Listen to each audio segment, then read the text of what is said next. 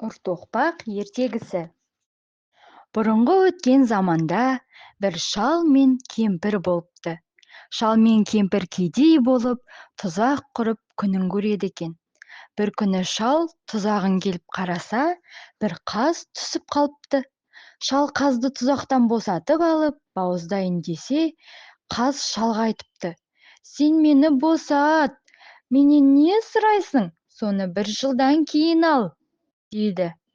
Шал мақұл көріп, қазды босатып қоя береді.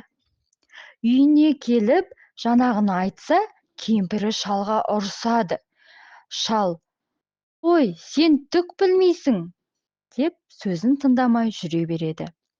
1 жыл өтеді. Шал қазға бармақшы болады. Жүре-жүре бір жерге келсе, өңкей түйе жайылып жүр екен. Келіп түйешіден: «Бұл кімнің түйесі?» десе, «Бұл Қазбайдың түйесі», дейді. «Бұл Қазбай баяғы қаз екен», деп шал ойланып тұрып жүріп кетеді. Бір жерге келіп, «Бұл кімнің қойы?» деп қойшыдан сұрайды. Қойшы: «Бұл Қазбайдың қойы», дейді. Шал жаңағы қойшы баладан: «Шырағым, Қазбайдың бұдан басқа несі бар?» дейді. Бала шалға айтады: «Қазбайдың 3 жақсы нәрсесі бар. Біреуі піс қазаным, піс десе, әртүрлі тамақ пісіп шығады. Енді біреуі құс есегім, құс десе, есегі алтын құсады. Тағы біреуі ұртоқпағым, ұр десе, адамдарды ұра береді», дейді. Мақұл деп шал жүріп кетеді. Шал Қазбайдың ауылына келеді. Қазбай шалды күтіп алады. Шал Қазбайдан піс қазанын сұрайды. Қазбай сұрағанын береді. Шал алып үйіне келе жатса, бір жерде асық ойнап жатқан балалар шалға: «Ата, асқа түс», дейді.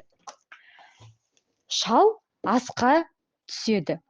Үйге кіріп бара жатып, шал балаларға: «Шырақтарым, піс қазаным, піс демеңдер», дейді. Шал үйге кіріп кеткен соң, балалар тыңдасын ба? «Піс қазаным, піс» деп шулап қоя береді. Сүйдегенде әртүрлі тамақтар пісіп, даяр болады. Балалар қазанды айырбастап алып қалады. Шал қазанды үйіне алып барып, «Піс қазаным, піс» десе, еш нәрсе піспейді. Шал қазанды алып, Қазбайдың үйіне қайта келеді. Қазбайға: «Бұдан еш нәрсе шықпады», дейді. Ал Қазбай қазанды алып, «Піс қазаным, піс» десе, еш нәрсе шықпайды. Қазбай қазанның орнына шалға есекті беріп жібереді. Шал есекті алып үйіне қайтады. Жолда келе жатса, балалар шалға: «Ата, асқа түсіңіз», дейді. Шал асты тастағысы келмей, есектен түседі. Үйге кіріп бара жатып, балаларға: «Шырақтарым, құс есегім, құс демеңдер», дейді. Балалар: «Мақұл, ата», дейді. Шал үйге кіріп кеткен соң, балалар: «Құс есегім, құс» десе, есек алтын құсады. Балалар есекті айырбастап, орнына басқа есек қояды. Шал есекті алып, үйіне кетеді. Кемпір: «Қаздан барып алып келгенің осы ма?» дейді. Шал есекке: «Құс есегім, құс» десе, есек еш нәрсе құспайды. Шал есекті алып, Қазбайға тағы қайта келеді. «Есек еш нәрсе құспайды», дейді.